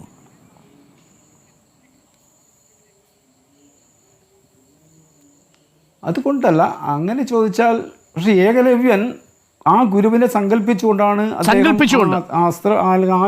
ആയുധ പരിശീലനം അദ്ദേഹം നടത്തിയത്. സങ്കല്പിച്ചുകൊണ്ട്. അപ്പൊ അത്തരം ഗുരുക്കൾ നമ്മുടെ നാട്ടിലുണ്ട്. അദ്ദേഹം നിങ്ങളുടെ സ്കൂളിൽ ഞാൻ തിരിച്ചു വരാം. നിങ്ങളുടെ സ്കൂളിൽ പഠിപ്പിക്കുന്ന അധ്യാപകർക്കൊക്കെ മാന്യമായ ശമ്പളം കൊടുക്കുന്നുണ്ട്. അവർ ശമ്പളം കൈപ്പറ്റിയല്ലേ ഈ വിദ്യാർത്ഥികളെ പഠിപ്പിക്കുന്നത്? ആയിരിക്കാം, അതെ. അപ്പോൾ ആ രീതിയിലും അവർക്ക് എല്ലാവിധ സംവിധാനങ്ങളും നമ്മൾ കൊടുക്കുന്നുണ്ട്. ഈ വിദ്യാർത്ഥികൾ തരുന്ന ഫീസിൽ നിന്നല്ലേ ഇവർക്ക് ശമ്പളം കൊടുക്കുന്നത്? അതെ. അപ്പൊ പിന്നെ എന്തിനാണ് ഈ പാദപൂജ എന്നുള്ളതാണ് ചോദ്യം. അല്ല, ഞാൻ ചോദിക്കുന്നത് ഗവൺമെന്റ് സ്കൂളുകളിലൊന്നും വിദ്യാർത്ഥികൾ ഫീസ് കൊടുക്കുന്ന കാലമില്ലല്ലോ. ഗവൺമെന്റിൽ കുട്ടികൾക്കെല്ലാം അങ്ങോട്ടൊക്കെ കൊടുക്കുന്നല്ലേ. അതെ, അവിടെ എന്നിട്ട് പോലും ഗവൺമെന്റ് അങ്ങനെ നിഷ്കർഷിക്കാത്തത് വിദ്യാർത്ഥികൾ ആത്മാഭിമാനമുള്ള പൗരന്മാരായിട്ട് വളരാനുള്ള യുക്തിഭദ്രമായ ഒരു സാഹചര്യം ഒരുക്കണം എന്നുള്ളത് കൊണ്ടാണല്ലോ. ഞാൻ സങ്കല്പത്തിനൊന്നും എതിരല്ല രാധാകൃഷ്ണൻ നമ്പ്യാർ. അങ്ങ് പറഞ്ഞതുപോലെ ആ സങ്കല്പത്തെയൊക്കെ ഓരോ വിശ്വാസങ്ങൾക്കനുസരിച്ച് മുന്നോട്ട് കൊണ്ടുപോകാം. ഇവിടെ നമ്മുടെ മുന്നിലിരിക്കുന്ന ഒരാളുടെ കാൽ ചിലയിടങ്ങളിൽ നിങ്ങൾ പറഞ്ഞത് കാൽ കഴുകിയിട്ടില്ല, അവിടെ കാല് പൂവിട്ട് പൂജിക്കുക മാത്രമാണ് ചെയ്തതെന്നാണ്. ഇത് കൊടുക്കുന്ന സന്ദേശം എന്താണ്? അത് അപകടകരമായ ഒരു ആശയമാണോ എന്നുള്ളതാണ് നമ്മുടെ ചർച്ച. ഞാൻ അതിലേക്ക് മടങ്ങി വരാം. നമുക്ക് പേരാക്കാനോ വിദ്യാർത്ഥികളെ പാദപൂജ എന്നാണ് ചോദ്യം. വി കെ സനോജ് CPM പ്രതിനിധി, അഡ്വക്കേറ്റ് ശങ്കുട്ടി ദാസ് BJP പ്രതിനിധി, ബന്തെടുക്ക സരസ്വതി വിദ്യാലയ സമിതി president Radhakrishnan Nambiar, doctor TS Shyamkumar അധ്യാപകൻ എന്നിവരാണ് നമുക്കൊപ്പം. ഡോക്ടർ TS ശ്യാംകുമാർ, ഇപ്പോൾ BJP പ്രതിനിധിയും ഈ സ്കൂളിലെ സമിതി പ്രസിഡന്റും പറയുന്നത് നമ്മുടെ സംസ്കാരത്തിന്റെ തുടർച്ചയെന്ന വണ്ണം വർഷങ്ങളായിട്ട് തുടരുന്ന ഒരാചാരമാണ് ഗുരുപൂർണിമാ ദിനത്തിൽ വ്യാസനെ മനസ്സിൽ ധ്യാനിച്ചുകൊണ്ട് ഗുരുവിൻ്റെ കാലുകൾ പൂജിക്കുന്ന ഈ പരിപാടി. അതിപ്പോൾ വിവാദമാക്കിയതിന് രാഷ്ട്രീയ താല്പര്യമുണ്ട് എന്നുള്ളതാണ് BJP പറയുന്നത്. ഇതിപ്പോൾ വിവാദമാക്കിയത് എന്തിനെന്നറിയില്ല എന്നാണ് ഇത് സംഘടിപ്പിച്ചവർ പറയുന്നത്. ഇത് യഥാർത്ഥത്തിൽ ഒരു സാംസ്കാരിക തുടർച്ചയാണോ അതോ സാംസ്കാരിക അധിനിവേശ ശ്രമമാണോ? T S Shyamkumar. ഈ ഗുരുക്കന്മാരെന്ന് പറയുന്ന കോട്ടാൻകോട്ടിലാണ് ഞാൻ ഗുരുക്കന്മാരെന്ന് പറയുന്നത്. ഈ ഗുരുക്കന്മാരുടെ കാല് കഴുകുന്ന പരിപാടി സാംസ്കാരികമായിട്ട് ചരിത്രപരമായിട്ട് യാതൊരു വേരുകളും ഇല്ലാതിരിക്കുന്ന ഒരു കാര്യമാണ്. അങ്ങനെ ഇന്ത്യയിൽ മുഴുവൻ ഈ പറയുന്ന രീതിയിൽ പ്രാചീന കാലം മുതൽ ഗുരുക്കന്മാരുടെ കാല് കഴുകിയിരുന്നെങ്കിൽ, അങ്ങനത്തെ ഉദാര മനസ്കരും ഉദാരശീലന്മാരുമായിട്ടുള്ള ഗുരുക്കന്മാരുണ്ടായിരുന്നെങ്കിൽ എന്തുകൊണ്ടാണ് മഹാത്മാ അയ്യങ്കാളിക്ക് പഞ്ചമിയെയും കൊണ്ട് ഒരു പോരാട്ടം നടത്തേണ്ടി വന്നത്? അത്തരം പോരാട്ടം നടത്തേണ്ടി വരുമായിരുന്നില്ലല്ലോ. ഈ അയ്യങ്കാളി സ്ഥാപിച്ച എത്ര വിദ്യാലയങ്ങളാണ് ഇവിടുത്തെ സവർണ ഒളിഗാർക്കിക സമുദായങ്ങൾ കത്തിച്ചു കളഞ്ഞത്? ഈ വിശാല മനസ്കരും ഉദാരശീലന്മാരുമായിട്ടുള്ള ഗുരുക്കന്മാരുണ്ടായിരുന്നുവെങ്കിൽ എന്തുകൊണ്ടാണ് മഹാത്മാ അയ്യങ്കാളി സ്ഥാപിച്ച വിദ്യാലയങ്ങൾ അഗ്നിക്കിരയാക്കിയത്? അപ്പം അതിൻ്റെ അർത്ഥം വളരെ വ്യക്തമാണ്. ഈ ഗുരുകുലങ്ങളിലുള്ള ഗുരുക്കന്മാരെല്ലാം തന്നെ വളരെ കൃത്യമായൊരു ഫ്യൂഡൽ നാടുവാഴി മേൽക്കോയ്മ വ്യവസ്ഥയ്ക്കകത്താണ് അത്തരം ഗുരുകുല സമ്പ്രദായം നിലനിന്നിരുന്നത് തന്നെ. നമുക്ക് ധർമ്മസൂത്രങ്ങളൊന്ന് പരിശോധിക്കുക. ഈ ധർമ്മസൂത്രങ്ങളിൽ ഗുരുക്കന്മാരെ പറ്റിയും ഗുരുകുലത്തെ പറ്റിയും വളരെ വ്യക്തമായ പരാമർശമുണ്ട്. ഈ ധർമ്മസൂത്രങ്ങളിൽ പറയുന്ന ഗുരുകുലങ്ങളിൽ ത്രൈവർണികർ മാത്രമാണ് വിദ്യ അഭ്യസിച്ചിരുന്നത്. ബ്രാഹ്മണർ, ക്ഷത്രിയർ, വൈശ്യർ മാത്രം. ശൂദ്രന്മാർക്ക് ഗുരുകുലങ്ങളിൽ യാതൊരു പ്രവേശനവും ഉണ്ടായിരുന്നില്ല. പിന്നെ ഏത് ഗുരുക്കന്മാരെ പറ്റിയാണ് ഇവർ പറയുന്നത്? മഹാത്മാ ഭൂലെ, ഫാത്തിമ ബീവിയും ആരംഭിച്ച വിദ്യാലയങ്ങൾ തകർക്കാനാണ് മഹാരാഷ്ട്രയിലെ സവർണ മാടമ്പിമാർ ശ്രമിച്ചത്. പിന്നെ ആര് കാലുകഴിയ ചരിത്രമാണ് ഇവർ പറയുന്നത്? അങ്ങനെ കേരളത്തിലോ ഇന്ത്യയിലോ ഒന്നും തന്നെ ഒരു ഗുരുക്കന്മാരുടെയും കാല് കഴുകിയിട്ടല്ല ദളിതരും ആദിവാസികളും ബഹുജനങ്ങളും വിദ്യയിലേക്ക് പ്രവേശിച്ചത്. കാല് കഴുകിയ നേടിയതല്ല, പൊരുതി നേടിയതാണ് വിദ്യാഭ്യാസം എന്നുള്ള ചരിത്രം നമ്മൾ മറന്നു പോകരുത്. എൻ്റെ രണ്ടാമത്തെ ചോദ്യം, ഏത് ഗ്രന്ഥത്തിലാണ് പറയുന്നത് ഈ പറയുന്ന അധ്യാപകരുടെ കാല് കഴുകണമെന്ന് പറയുന്ന സമ്പ്രദായം ഏത് ഗ്രന്ഥത്തിലാണുള്ളത്? നോക്കൂ, ഈ തന്ത്രഗ്രന്ഥങ്ങളിലൊക്കെ തന്നെ പറയും വിപ്രപാദ പ്രകളിത സലിലൈഹി സേവ്യതേ പഞ്ചഗവ്യൈഹി എന്ന് പറയും. വിപ്രപാദ പ്രകളിത സലിലേഹി, ബ്രാഹ്മണരുടെ കാല് കഴുകണമെന്ന് പറയും തന്ത്രഗ്രന്ഥങ്ങളിൽ. കുഴിക്കാട്ട് വച്ച എന്ന് പറയുന്ന തന്ത്രഗ്രന്ഥത്തിൽ പറയുന്നത് ബ്രാഹ്മണരെ ഇരുത്തി അവരുടെ കാല് കഴുകി വെള്ളം കുടിക്കണമെന്നാണ്. അധ്യാത്മരാമായണത്തിൽ പറയുന്നുണ്ടല്ലോ ബ്രാഹ്മണരുടെ കാലിലെ പൊടി നമ്മുടെ ഹൃദയത്തെ ശുദ്ധീകരിക്കണമെന്ന് പറയുന്നുണ്ട്. അപ്പോൾ ഈ പറയുന്ന ഈ ഫ്യൂഡൽ നാടുവാഴി ബ്രാഹ്മണ്യ പാരമ്പര്യങ്ങളെ ആധുനിക കാലത്ത് കെട്ടിയെഴുന്നള്ളിക്കാനാണ് ഇവർ ശ്രമിക്കുന്നത്. നോക്കൂ, ഈ കാല് കഴുകിയ കുട്ടികളുടെ മാനസികാവസ്ഥ എന്താണെന്ന് പരിശോധിച്ചിട്ടുണ്ടോ? അവർക്ക് ഇഷ്ടമായിട്ടാണ് അത് ചെയ്യുന്നതെന്ന് പരിശോധിച്ചിട്ടുണ്ടോ? ഒന്നും പരിശോധിച്ചിട്ടില്ല. ഇപ്പം ഇവിടെ പറഞ്ഞല്ലോ ഈ കാല് കഴുകിയ കുട്ടികളെല്ലാം അങ്ങ് വലിയ ഉന്നത നിലയിലേക്ക് എത്തിയെന്ന്. എന്ത് തെളിവിൻ്റെ അടിസ്ഥാനത്തിലാണ് ഈ ആന മണ്ടത്തരമൊക്കെ പറയുന്നത്? കാല് കഴുകിയാൽ മാത്രമേ കുട്ടികൾക്ക് ഉന്നതി ഉണ്ടാകത്തുള്ളൂ. ആധുനിക വിദ്യാഭ്യാസ മനഃശാസ്ത്രത്തെയും ആധുനികമായ സാങ്കേതിക വിദ്യകളെയും എന്തിന് കുട്ടികളുടെ ശിശു കേന്ദ്രീകൃതമായ വിദ്യാഭ്യാസ മനഃശാസ്ത്രത്തെ തന്നെ പരിഹസിക്കുന്ന രീതിയിലല്ലേ ഈ കാലുകഴുകൽ രംഗത്ത് വന്നിരിക്കുന്നത്? അപ്പം നോക്ക്, ഇവിടെ ഡോക്ടർ അരുൺ തന്നെ സൂചിപ്പിച്ചു ഏകലവ്യനെ സംബന്ധിച്ച്. ഏകലവ്യന്റെ അവസ്ഥ എന്തായിരുന്നു? സാക്ഷാൽ കർണൻ, ദ്രോണറുടെ ശിഷ്യനായിരുന്നല്ലോ ഈ കർണൻ ആദ്യമായിട്ട് ആയുധം അഭ്യസിക്കാനായിട്ട് രംഗത്ത് ചെല്ലുമ്പോൾ അദ്ദേഹത്തെ വേദിയിൽ നിന്ന് ഇറക്കി വിട്ടതല്ലേ ഈ ഇന്ത്യയിലെ ഗുരുപാരമ്പര്യം. ഈ ദ്രോണറുടെ പേരിലല്ലേ ഇന്ത്യയിൽ ഒരു അവാർഡുള്ളത്. അപ്പോൾ ഈ ഇന്ത്യയിലെ ഈ സവർണ ഗുരുക്കന്മാരുടെ ഔദാര്യത്തിലല്ല ഇന്ത്യയിലെ ദളിതരും ആദിവാസികളും ബഹുജനങ്ങളും വിദ്യാഭ്യാസത്തിലേക്ക് പ്രവേശിച്ചത്. പോരാടി നേടിയതാണ് വിദ്യാഭ്യാസം. വളരെ പ്രധാനപ്പെട്ട നിരീക്ഷണമാണ്. ഞാൻ ശ്യാമയെ മടങ്ങി വരാം. ഞാൻ ഒന്ന് ശങ്കുട്ടിദാസിലേക്ക് കൂടി പോയിവിടെ. ശങ്കുട്ടിദാസ്, ഇതിനുള്ള മറുപടിയാണ് വേണ്ടത്. അപ്പോൾ ഏത് ഗ്രന്ഥത്തിനെ അടിസ്ഥാനപ്പെടുത്തിയാണ് ഇത്തരം ആചാരങ്ങൾ നിശ്ചയിച്ചത്? രണ്ട്, ഏത് ഗുരുവിനെ കുറിച്ചാണ് പറയുന്നത്? ദളിതർക്കും ആദിവാസികൾക്കും പഠിക്കാൻ അവസരം നിഷേധിച്ച കാലത്ത് ഉള്ള ഗുരുക്കളെ നിങ്ങൾക്ക് എങ്ങനെയാണ് പൂജിക്കാൻ കഴിയുക? ഏത് ദളിത് വിദ്യാർത്ഥിയാണ് ഗുരുവിൻ്റെ പാദ പൂജിച്ച് വിദ്യാഭ്യാസം തുടങ്ങിയത്? പോരാടി തുടങ്ങിയതല്ലേ എന്ന പ്രസക്തമായ ചോദ്യം അവിടെയാണ് ശങ്കു. നോക്കൂ, അതിനൊക്കെ ഞാൻ ഉത്തരം പറയാം. അതിനു മുമ്പ് ആദ്യം അദ്ദേഹത്തെ ഞാനൊന്ന് തിരുത്തട്ടെ. ഫാത്തിമ ഷെയ്ഖും ജ്യോതിറാവു ഫുലെയും കൂടിയിട്ടാണ് വിദ്യാലയങ്ങൾ ആരംഭിച്ചതെന്ന് പറയുന്നതിൽ ഫാത്തിമ ഷെയ്ഖ് തൻ്റെ സങ്കല്പ സൃഷ്ടിയാണെന്ന് ദിലീപ് മൊണ്ടാൽ സമ്മതിക്കുകയും അദ്ദേഹം എങ്ങനെയാണ് ആ ഫാത്തിമ ഷെയ്ഖ് എന്നൊരു കഥാപാത്രത്തെ താൻ നിർമ്മിച്ചെടുത്തത് എന്ന് ഒരു സീരീസ് ഓഫ് ട്വീറ്റ്സിലൂടെ വെളിപ്പെടുത്തുകയും ചെയ്തു. എങ്ങനെയാണ് ചരിത്രത്തിൽ കഥാപാത്രങ്ങൾ നിർമ്മിക്കപ്പെടുന്നത് എന്നുള്ളത് നമ്മുടെ മുമ്പിൽ ഇപ്പോൾ തെളിഞ്ഞ കാര്യമാണ്. അങ്ങ് ദിലീപ് മൊണ്ടാലിൻ്റെ ആ ട്വീറ്റുകൾ കണ്ടിരുന്നെങ്കിൽ അങ്ങ് ഫാത്തിമ ഷെയ്ഖിൻ്റെ വ്യാജ ഉദാഹരണം ഇവിടെ പറയുമായിരുന്നില്ല. ശരി, പോരാടി നേടിയതാണ് വിദ്യാഭ്യാസം എന്ന് പറയുന്നത്. നോക്കൂ, എന്തിനാണ് നിങ്ങൾ വിദ്യാഭ്യാസത്തിന് വേണ്ടി ഇന്ന് ഈ നാട്ടിൽ പോരാടുന്നത്? 2009 റൈറ്റ് ടു എഡ്യൂക്കേഷൻ ആക്ട് പാസ്സാക്കിയുള്ള രാജ്യമാണിത്. ഭരണഘടനയിലെ ആർട്ടിക്കിൾ 21 റൈറ്റ് ടു ലൈഫ് എന്ന് പറയുന്നതിലെ റൈറ്റ് വിത്ത് ഡിഗ്നിറ്റി എന്നതിൽ വിദ്യാഭ്യാസത്തിനുള്ള അവകാശം കൂടി ഉണ്ടെന്ന് ഭരണഘടന നിർവഹിച്ച രാജ്യമാണിത്. 6 വയസ്സ് മുതൽ 14 വയസ്സ് വരെയുള്ള കുട്ടികൾക്ക് സൗജന്യവും സാർവത്രികവുമായിട്ടുള്ള വിദ്യാഭ്യാസം ഒരു ഭരണഘടനാ അവകാശമായി പ്രഖ്യാപിച്ചുള്ള രാജ്യമാണിത്. ഇവിടെ നിങ്ങൾ പോരാടണ്ട. ഇവിടെ വിദ്യാഭ്യാസം നേടാനുള്ള അവകാശമില്ല, വിദ്യാഭ്യാസം നേടാതിരിക്കാനാണ് നിങ്ങൾക്ക് അവകാശമില്ലാത്തത്. നിങ്ങൾ സ്കൂളിൽ പോകേണ്ട കറങ്ങി നടന്നു കഴിഞ്ഞാൽ സ്റ്റേറ്റ് നിങ്ങളെ പിടിച്ചുകൊണ്ടുപോയി ക്ലാസ്സിൽ ഇരുത്തിയിട്ട് പാലും മുട്ടയും നിന്ന് പഠിപ്പിക്കുന്ന ഒരു സംവിധാനമുള്ള സമയത്ത് നിങ്ങൾ എന്തിനാണ് ഈ പഴയ കല്ലറകളിൽ നിന്ന് ജാതിയുടെ ഭൂതത്തെ കുത്തിയെടുത്ത് കൊണ്ടുവന്നിട്ട് പോരാടി നേടിയ വിദ്യാഭ്യാസം എന്ന് പറയുന്നത്? അതിന് മുൻപൊരു കാലമില്ല. ഇവിടെ ശരിയാണ്, ഇവിടെ ജാതിപരമായിട്ടുള്ള വലിയ വിവേചനങ്ങളും അസമത്വങ്ങളും അനീതികളും ഉണ്ടായിരുന്നു. ആ അനീതികളെയും അസമത്വങ്ങളെയും നമ്മൾ പോരാടി പരാജയപ്പെടുത്തി കഴിഞ്ഞു. അതിന് മുകളിൽ നമ്മളൊരു സ്വതന്ത്ര രാജ്യം ഉണ്ടാക്കി. ആ രാജ്യത്തിന്റെ വിദ്യാഭ്യാസ അവകാശമാണ് എന്നങ്ങ് പറയുന്നു. ശരി, പഞ്ചമിയെ പോലൊരു വിദ്യാർത്ഥിനിക്ക് സ്കൂളിൽ പ്രവേശനം കൊടുത്ത ഒരു ഗുരുവിന്റെ പേര് അങ്ങ് പറഞ്ഞേ.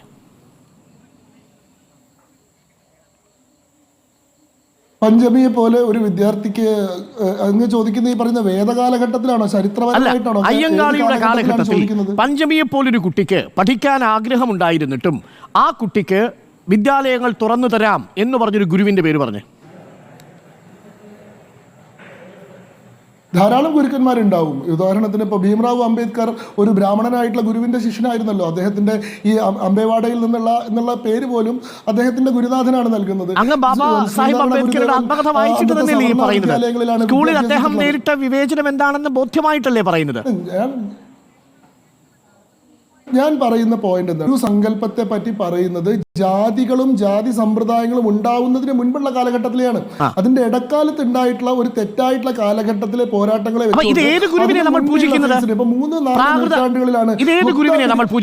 Right to information, right to education act നിലവിൽ വന്നതിന് ശേഷം ഉള്ള ഗുരുവിനെയാണോ നമ്മൾ പൂജിക്കുന്നത്? പഞ്ചമിയുടെ കാലത്തെ ഗുരുവിനെയാണോ പൂജിക്കുന്നത്? അതിനു മുമ്പുള്ള സാങ്കല്പിക ഇതിഹാസ കാലത്തെ ഗുരുവിനെയാണോ പൂജിക്കുന്നത്? നിങ്ങൾക്ക് നിങ്ങളുടെ ചോദ്യത്തിന്റെ യുക്തി നിങ്ങൾ സ്വയം മനസ്സിലാക്കും. നോക്കൂ, ഗുരു എന്ന് പറയുന്ന ഭാരതീയമായിട്ടുള്ള സങ്കല്പം എന്താണ്? ഗുരു ബ്രഹ്മ, ഗുരു വിഷ്ണു, ഗുരു ദേവോ മഹേശ്വര, ഗുരു സാക്ഷാത് പരബ്രഹ്മ തസ്മൈ ശ്രീ ഗുരവേ നമ എന്നാണ് മന്ത്രം. അതായത് സാക്ഷാത് പരബ്രഹ്മം തന്നെയാണ് ഗുരു. ആദ്യമായിട്ടുള്ള ശിവനെ തന്നെ ഗുരുവായിട്ടാണ് നമ്മൾ സങ്കല്പിക്കുന്നത്. സദാശിവ സമാരംഭാം ശങ്കരാചാര്യ മധ്യമാം അസ്മദാചാര്യ പര്യന്താം വന്ദേ ഗുരു പരമ്പരാം ആരംഭിച്ച്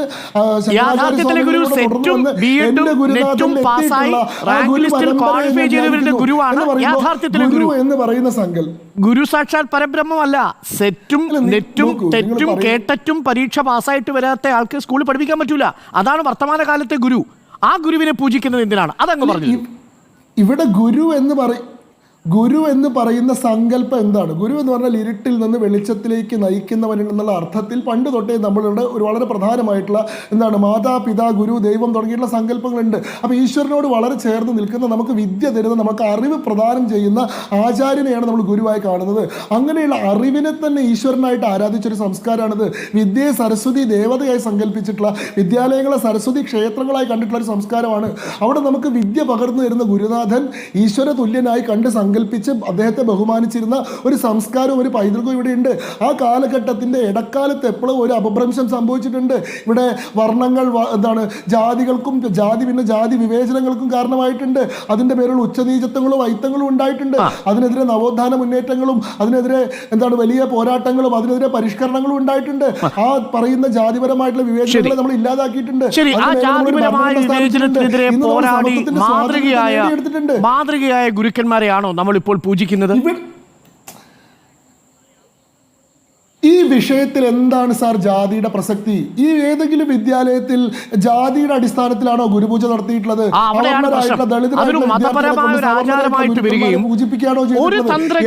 വിദ്യാർത്ഥികളും ഒരു പുസ്തകത്തിലും ഒരു ആധികാരികമായ ഗ്രന്ഥത്തിലും ഗുരുവിനെ ഇതേപോലെ പൂജിക്കണം, കാൽ കഴുകി പൂജിക്കണം എന്ന് പറയുന്നുണ്ടോ എന്നാണ് ശംഖുവിന്റെ ചോദ്യം. ശംഖു വളരെ സ്പെസിഫിക് ആയ ചോദ്യമാണ് ശംഖുവിന്റേത്. ഏതു ഗ്രന്ഥത്തിന്റെ അടിസ്ഥാനത്തിലാണ് ഈ പൂജ? ഗുരുവിൻ്റെ പാദപൂജ ചെയ്യുക എന്ന് പറയുന്നത് ലോകത്തെ എല്ലാ സംസ്കാരങ്ങളിലുള്ളതാണ്. ഹിന്ദു മതത്തിൽ മാത്രമല്ല, ഞാൻ ഓരോന്നായിട്ട് എടുത്ത് പറയാം. ഉദാഹരണത്തിന് നിങ്ങൾ ബൈബിൾ എടുത്ത് നോക്കൂ. ജോൺ 13:1-17 വരെയുള്ള വാക്യങ്ങൾ എടുത്ത് നോക്കൂ. യേശു ക്രിസ്തു അവസാനത്തെ അത്താഴത്തിന് മുമ്പ് 12 ശിഷ്യന്മാരുടെ കാല് കഴുകിച്ചതിൻ്റെ ആചരണത്തെ പറ്റി പറയുന്നുണ്ട്. ആ ആചരണത്തിന് വേണ്ടിയിട്ടാണ് വർഷാവർഷം പെസഹ വ്യാഴത്തിന് ഇപ്പോഴും പോപ്പും ആണെങ്കിലും ബിഷപ്പുമാരാണെങ്കിലും 12 ആളുകളുടെ കാല് കഴുകുന്ന ആചരണം നടത്തുന്നത്. സമാനമായിട്ടുള്ള ആചരണം ബുദ്ധമതത്തിലെ തേരവാദ സമ്പ്രദായത്തിലുണ്ട്. വന്ദന എന്ന് പറയുന്ന ആചരണത്തിന്റെ ഭാഗമായിട്ട് സീനിയർ മോങ്കുകളുടെ കാല് നിവേദ എന്ന് പറയുന്ന ട്രഡീഷനിൽ ജൂനിയർ മോങ്സ് കഴുകി കൊടുക്കുന്ന ആചരണമുണ്ട്. ഈ പറയുന്ന യഹൂദ മതത്തിന്റെ ജെനസിസ് 18:4 എടുത്തു നോക്കൂ. അതിഥികളായിട്ട് വീട്ടിൽ വരുന്ന ആൻഷ്യന്റ് ഇസ്രായേലിൽ അതിഥികളായി വീട്ടിൽ വരുന്ന ആളുകളെ പാദം ഓരോ സംസ്കാരത്തിന്റെയും ഓരോ കാലഘട്ടത്തിലെയും ഈ പറയുന്ന സാംസ്കാരിക നിർമ്മിതികളാണ്. ശരി, ഗുരുവിന്റെ കാല് പൂജിച്ചു തുടങ്ങുന്നു എന്ന് പറയുന്നതിന് ആധികാരികമായ ഒരു ഗ്രന്ഥം പറയൂ. ബ്രാഹ്മണരുടെ കാൽ എന്നതല്ലാതെ ഗുരുവിൻ്റെ കാൽ പൂജിച്ചു തുടങ്ങണം എന്ന് പറയുന്ന ഏതെങ്കിലും താന്ത്രിക ഗ്രന്ഥമോ ഏതെങ്കിലും പുരാണ വേദ ഉപനിഷത്തിന്റെ ഭാഗമോ താങ്കൾക്ക് ഉദ്ധരിക്കാനുണ്ടെങ്കിലാവാം. നോക്കൂ, ഞാൻ വീണ്ടും ഞാൻ നിങ്ങളോട് ആവർത്തിച്ച് പറയുന്നു, ഇത് താന്ത്രിക ഗ്രന്ഥങ്ങളുടെയോ ഇത് ഇതിഹാസങ്ങളുടെയോ ഏതെങ്കിലും കൃത്യമായിട്ടുള്ള സൂക്തങ്ങളുടെയോ അടിസ്ഥാനത്തിൽ നടത്തപ്പെടുന്ന ഒരു മതപരമായിട്ടുള്ള ആചരണമല്ല. സംസ്കാരമാണ്. ഇനി സാംസ്കാരികമായി എന്ന് പറയുന്നു. ആ സാംസ്കാരികമായ തെളിവ് സാംസ്കാരികമാണെങ്കിലും വേണമല്ലോ ഒരടയാളം. അതിന് പറയും ബ്രാഹ്മണരല്ലാതെ അധ്യാപകരെ പൂജിച്ചതിന്റെ തെളിവ്. നോക്കൂ, മഹാഭാരതത്തിലോ രാമായണത്തിലോ നിങ്ങൾക്ക് എടുത്തു നോക്കിക്കഴിഞ്ഞാൽ അവിടെ എന്താണ് ശ്രീകൃഷ്ണനും സുധാമാവും അദ്ദേഹത്തിന്റെ ആചാര്യന്റെ കൂടെ താമസിച്ചിരുന്ന സമയത്ത് പാദപൂജ ചെയ്തതിനെ പറ്റി കാണാം. അപ്പോൾ നിങ്ങൾക്ക് പറയാൻ സാധിക്കും ആ ആചാര്യൻ എന്ന് പറയാൻ സാധിക്കും. ഏതെങ്കിലും ഒരു മതത്തിലേക്ക് പോയി അല്ലോ. നോക്ക്, നിങ്ങൾ എൻ്റെ അടുത്ത് ചോദിക്കുന്ന ചോദ്യം എനിക്ക് മനസ്സിലാവുന്നില്ല. അതായത് ഞാൻ എന്താണ് വേണ്ടത്? അബ്രാഹ്മണനായിട്ടുള്ള ഒരു ഗുരുവിന്റെ പാദപൂജ ചെയ്തിട്ടുള്ള ഒരു ഇൻസിഡന്റ് ആണോ ഞാൻ പറഞ്ഞു തരേണ്ടത്? സാംസ്കാരികമായി ഗുരുപൂജ നിഷ്കർഷിക്കുന്ന ഒരു ഗ്രന്ഥമോ ആധികാരികമായ ഒരു ചരിത്ര സന്ദർഭമോ താങ്കൾക്ക് പറയാമോ? അങ്ങനെ ഒരു ഗ്രന്ഥത്തിൻ്റെയോ അങ്ങനെ ഏതെങ്കിലുമുള്ള കൃത്യമായിട്ടുള്ള ഒരു ശാസനയുടെയോ അടിസ്ഥാനത്തിലല്ല. ഇതൊരു ആൻഷ്യന്റ് ആൻഡ് ട്രഡീഷണൽ പ്രാക്ടീസ്, എത്രയോ കാലമായിട്ട്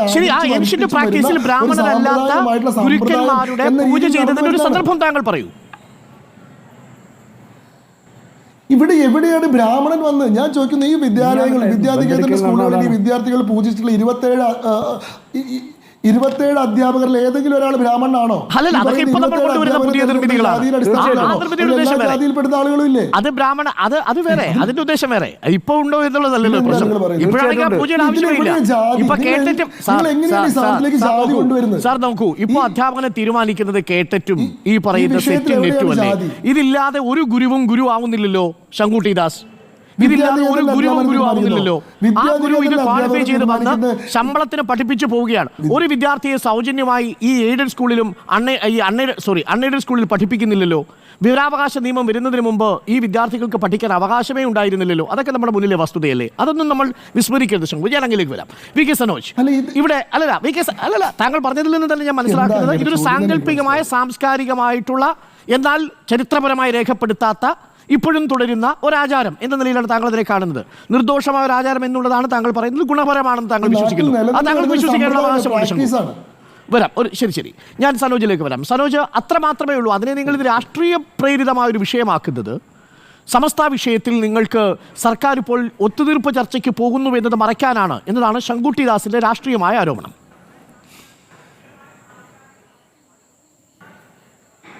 അല്ല, ഇതിനകത്ത് രാഷ്ട്രീയം തന്നെയാണ് പ്രശ്നം. ആ രാഷ്ട്രീയം എന്ന് പറയുന്നത് RSS മുന്നോട്ട് വെക്കുന്ന ഈ സനാതന ധർമ്മത്തിൻ്റെതായിട്ടുള്ള ഒരു രാഷ്ട്രീയം അവരുടെ ഭരണത്തിൻ്റെ തണലിൽ അടിച്ചേൽപ്പിക്കാൻ വേണ്ടി ശ്രമിക്കുകയാണ്. അതിൻ്റെ ഒരുപാട് ഉദാഹരണങ്ങൾ നിരന്തരം കണ്ടുകൊണ്ടിരിക്കുകയാണ്. ഇപ്പോൾ ഈ ചർച്ചയിൽ തന്നെ ശങ്കുട്ടി ദാസ് പറയുന്നു ഇത് മതപരമായ കാര്യത്തെ മുൻനിർത്തിയിട്ടല്ല എന്ന് അദ്ദേഹം ഈ ചർച്ചയിൽ ഇപ്പോൾ സംഭവിച്ചു കഴിഞ്ഞു. പിന്നെ അയാൾ ഇതിനെ ന്യായീകരിക്കാൻ വേണ്ടി പറഞ്ഞത് ഇത് സാംസ്കാരികമായിട്ടുള്ള ഒരു പാരമ്പര്യത്തിന് തുടർച്ചയാണെന്ന് അദ്ദേഹം പറയുന്നത്. ഏത് സാംസ്കാരികമായ പാരമ്പര്യമാണ്?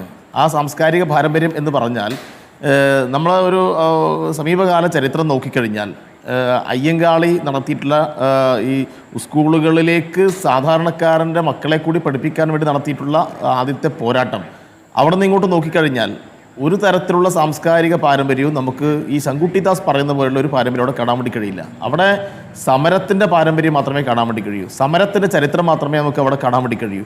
അതുകൊണ്ട് ഇത്തരം ക്ലാസ് മുറികൾ സാധാരണക്കാരന് ലഭ്യമാവുന്നത് ആരെങ്കിലും ഏതെങ്കിലും തരത്തിലുള്ള സാംസ്കാരിക പാരമ്പര്യത്തിൻ്റെ ഭാഗമായിട്ട് അനുവദിച്ചതല്ല, വളരെ കൃത്യമായിട്ടും സമരം നടത്തി നേടിയിട്ടുള്ളതാണ്. ഇവിടെ എന്താ സംഭവിക്കുന്നത്? ഇവിടെ RSS മുന്നോട്ട് വെക്കുന്ന ഒരു അജണ്ടയുണ്ട്. ഇപ്പോൾ RSS രൂപീകരിച്ചിട്ട് 100 വർഷമാവുമ്പോഴേക്ക് അവരുദ്ദേശിച്ച രൂപത്തിൽ കേരളത്തിൽ അവർക്ക് ആ രൂപത്തിലുള്ള സ്വാധീനം ഉണ്ടാക്കാൻ വേണ്ടി കഴിഞ്ഞിട്ടില്ല. അപ്പോൾ കേരളം ലക്ഷ്യം വെച്ചുകൊണ്ട് പല വിധത്തിലുള്ള പദ്ധതികൾ അവർ ആവിഷ്കരിച്ചിട്ടുണ്ട്. അതിൻ്റെ ഭാഗമായിട്ടാണ് ഇപ്പോൾ യൂണിവേഴ്സിറ്റികളിൽ, ഉന്നത വിദ്യാഭ്യാസ സ്ഥാപനങ്ങളിൽ അവർ നടത്തിക്കൊണ്ടിരിക്കുന്ന ഇടപെടലുകൾ. അതിന് ഗവർണർ ഉപയോഗിക്കുന്നു, വൈസ് ചാൻസലർമാർ ഉപയോഗിക്കുന്നു, കേന്ദ്രത്തിൻ്റെ ഭരണം ഉപയോഗിക്കുന്നു, ഭാരതാംബയുടെ ഫോട്ടോ എന്ന് പറഞ്ഞ് RSSൻ്റെ ശാഖയിൽ കൊണ്ടുവെക്കുന്ന ചില ചിത്രങ്ങൾ ഉപയോഗിക്കുന്നു. അത് എല്ലാം പ്രദർശിപ്പിക്കാനുള്ള വേദിയായിട്ട് സർവകലാശാല ആസ്ഥാനങ്ങൾ ഒരു ഭാഗത്ത് മാറ്റുകയാണ്. ഒരുപാട് സ്കൂളുകൾ ആരംഭിച്ചു. ഒരുക്കുന്നതിനേക്കാൾ നല്ലതല്ലേ അധ്യാപകരുടെ കാലിൽ പൂജ ചെയ്യുന്നത് എന്നൊരു ചോദ്യം ബാക്കിയാണ്.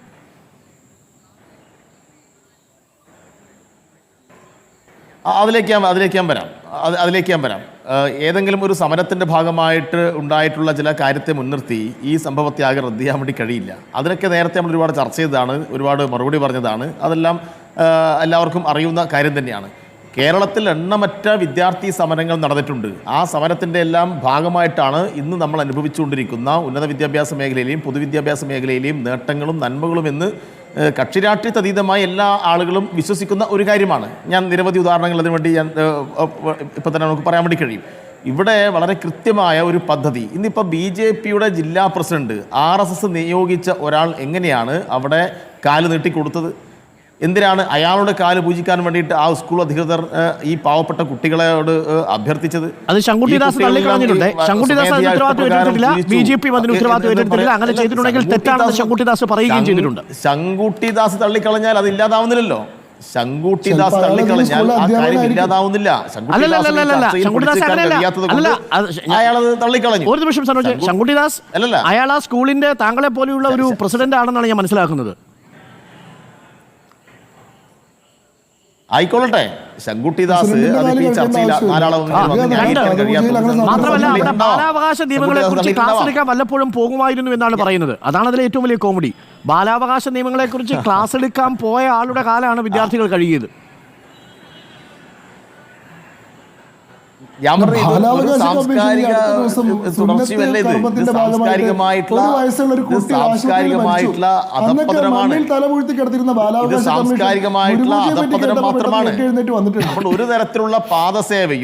ഒരു തരത്തിലുള്ള പാദസേവയും ഇത്തരം പൂജകളുമെല്ലാം നമ്മുടെ കുട്ടികളെ പഠിപ്പിക്കേണ്ടത്. നമ്മുടെ കുട്ടികളെ ജനാധിപത്യത്തിൻ്റെ പുതിയ പാഠങ്ങളാണ് പഠിപ്പിക്കേണ്ടത്. എല്ലാവരെയും തുല്യരായി കാണാൻ പഠിപ്പിക്കുന്ന തരത്തിലേക്കാണ് അവരെ വളർത്തേണ്ടത്. അവരിൽ അങ്ങനെയുള്ള അവകാശബോധമാണ് വളർത്തേണ്ടത്. അതിന് പകരം അവരിലൊരു അടിമബോധം വളർത്താൻ മാത്രമേ ഇത്തരം ചടങ്ങുകൾ ഇടയാക്കൂ എന്ന് ഈ ആധുനിക കാലത്ത് ആർക്കാണ് മനസ്സിലാവാത്തത്? പക്ഷേ സനോജ് ഇവർ പറയുന്നത് ഇത് എന്തോ ഗുരുവിനോടുള്ളൊരു അല്ല, ഗുരുത്വമില്ലാത്ത കുട്ടികൾ വളർന്നതിന് മറ്റേ ഏതെങ്കിലും ആളുടെ കാല് കഴുകിയിട്ട് ആ കാല് കഴുകിയ വെള്ളം കുടിക്കലും അതുമായി ബന്ധപ്പെട്ട കാര്യത്തെ മുൻനിർത്തിയിട്ടാണോ ഗുരുത്വം ഉണ്ടാവുക? ഇത് മാത്രമല്ലല്ലോ. ഇപ്പോൾ ചില യൂണിവേഴ്സിറ്റികളിൽ ഇപ്പം എന്താ ഇവർ പഠിപ്പിക്കാൻ സിലബസ് ഉണ്ടാക്കുന്നത്? കോവിഡ് കാലത്ത് നമ്മൾ കണ്ടത് ഗോമൂത്രം കുടിച്ചാൽ കോവിഡ് മാറും എന്നല്ലേ ഇവരുടെ പ്രധാനപ്പെട്ട നേതാക്കന്മാർ പറഞ്ഞത്. ഇവരുടെ ലോകസഭയിൽ നിൽക്കുന്ന MP-മാർ ഉൾപ്പെടെ കേന്ദ്രമന്ത്രിമാർ ഉൾപ്പെടെ നടത്തിയ പ്രസംഗം നമുക്ക് ഓർമ്മയുണ്ടല്ലോ.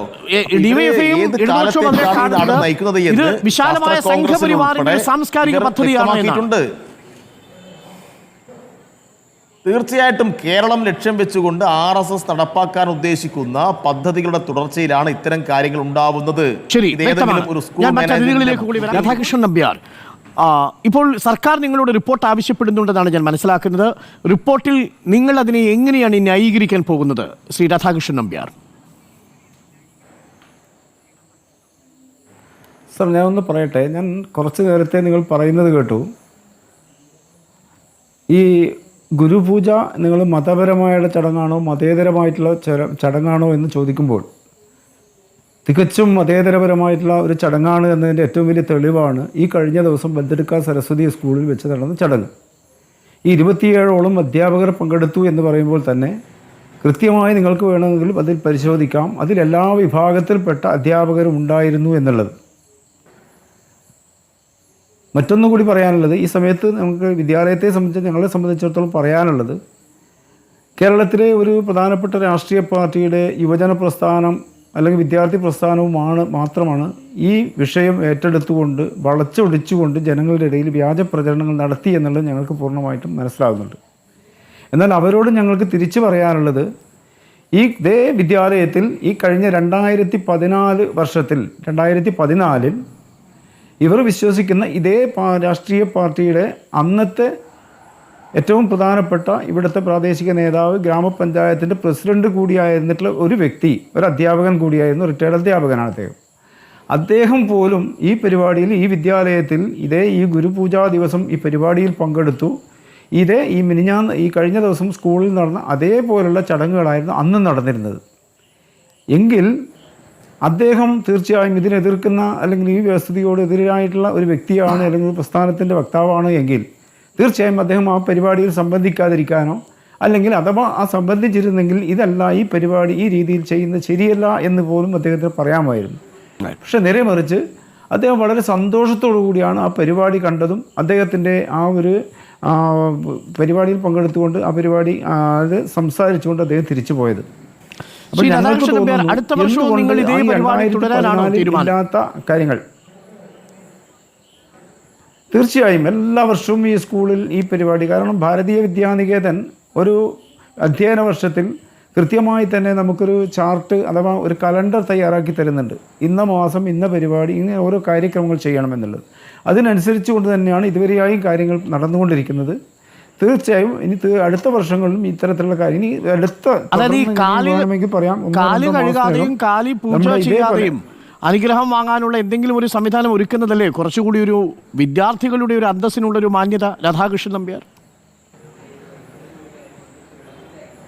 അല്ല, മാന്യത അത് നേരത്തെ നിങ്ങൾ പറയുന്നത് കേട്ടു. ഏതെങ്കിലും കുട്ടികൾക്ക് താല്പര്യമില്ലെങ്കിലോ എന്ന് ചോദിക്കുന്നത് കേട്ടു. തീർച്ചയായും അതെ, കുട്ടികൾക്കോ കുട്ടികളുടെ രക്ഷിതാക്കൾക്കോ അത് താല്പര്യമല്ല, അത് ശരിയല്ല എന്ന് പറയുകയാണെങ്കിൽ അന്ന് അതിനനുസരിച്ച് തീർച്ചയായും ആ സമയത്ത് നമ്മൾ അതിന് വേണ്ട രീതിയിലേക്ക് ആലോചിച്ച് കാര്യങ്ങൾ നീക്കും. ശരി, താങ്ക് യു രാധാകൃഷ്ണൻ നമ്പ്യാർ.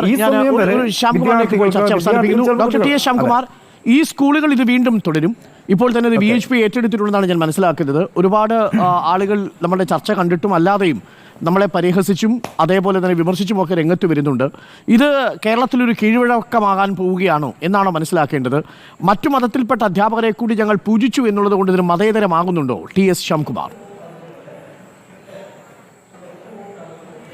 ആദ്യമായിട്ട് നമ്മൾ മനസ്സിലാക്കേണ്ട കാര്യം, കേരളത്തിലെ ഗുരുക്കന്മാർക്ക് കേരളത്തിലെ ഗുരുക്കന്മാർക്ക് ജാതി ഉണ്ടെന്നാണ് നമ്മൾ ആദ്യമായി തിരിച്ചറിയേണ്ടത്.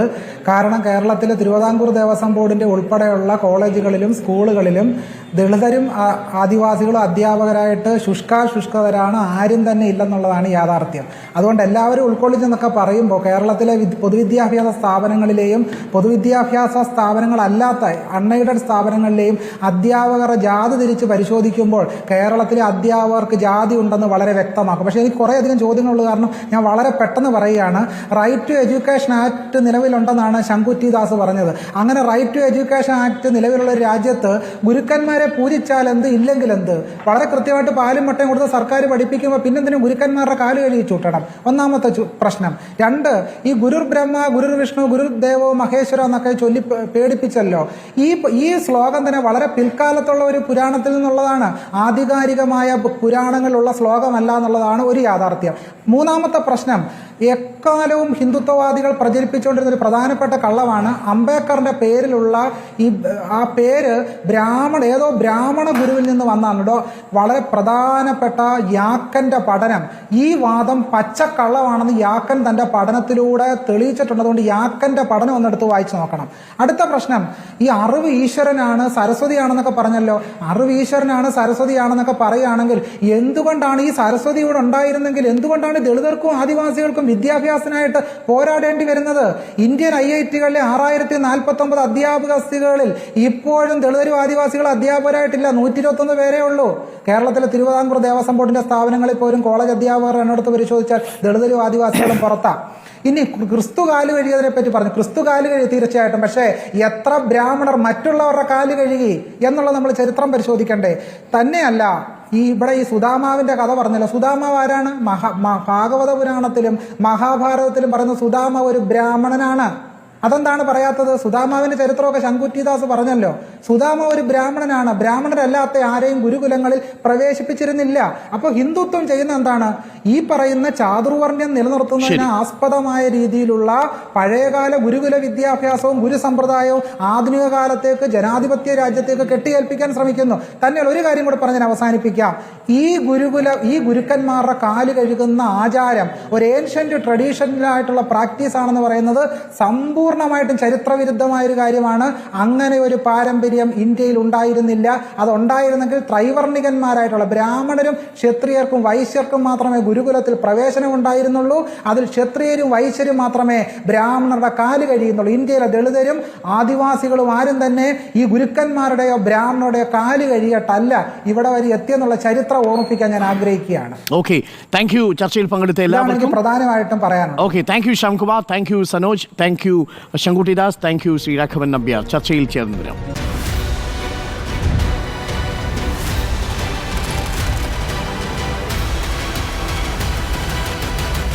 Debate with Dr. Arun Kumar.